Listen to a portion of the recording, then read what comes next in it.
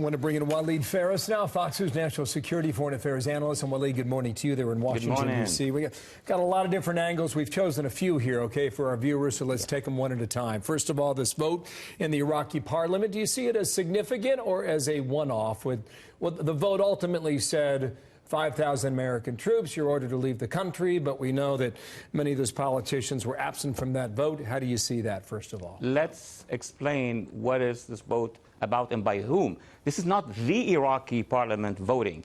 This is the largest pro-Iranian bloc in the Iraqi parliament voting, which is very normal, while two large ethnic groups representation have left the parliament. The Arab Sunni, 1/3 of Iraq, and the Kurds, and maybe a couple minorities. So what you have here is a vote by the supporters of the Iranian regime and by the supporters, obviously, of Soleimani. There are a couple problems. One is a jungle of legal issues and procedures. It's not over yet.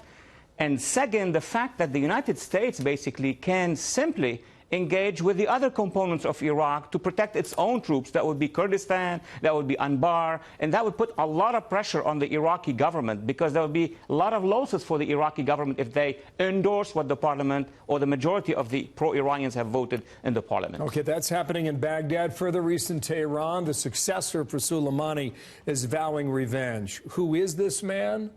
What do we know of him? Does he have the skill and the talent that the former commander had on the job?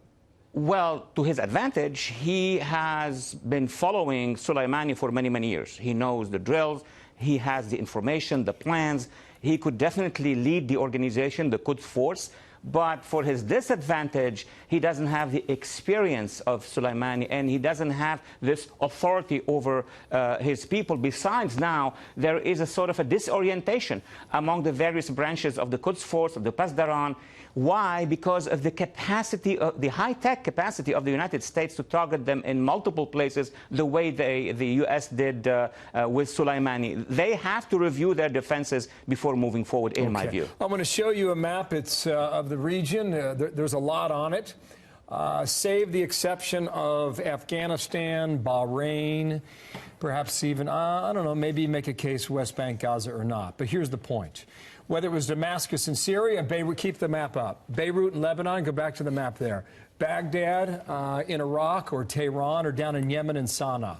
Can you say that Soleimani was traveling unimpeded for 20 years between all these different countries when he chose? Waleed. For 20 years, Iran certainly, Iraq, Syria for longer than that, and his predecessors as well. Lebanon, easy. He was even in the media. Yemen only when the Houthi allies of Iran took or seized part of Yemen, and very rarely, because it's not easy to get there. But yes, he was all over the map, and all these airports were his airports to use at will.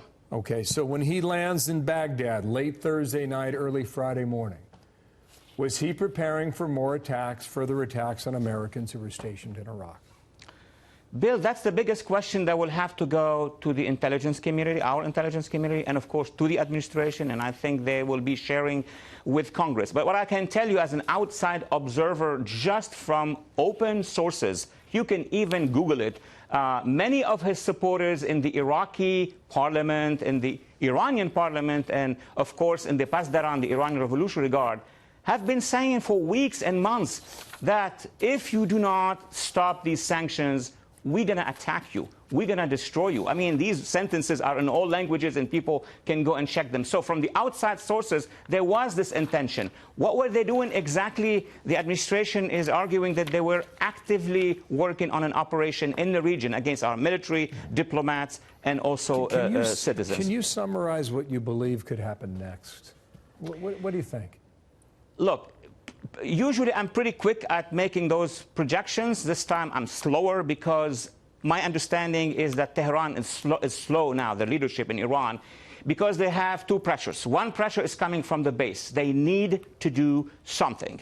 The other pressure is coming from their own bureaucrats, the seasoned leaders and officials, who are saying, look, we lost him, but we don't want to lose our empire. We don't want to lose everything we have achieved. And the administration, the U.S., had demonstrated that this time it will respond sharper than over the last, I don't know, 15 years maybe. So their decision is to be made yet. Thank you, Waleed. Waleed Phares with your analysis in Washington. Appreciate you coming on. Thanks.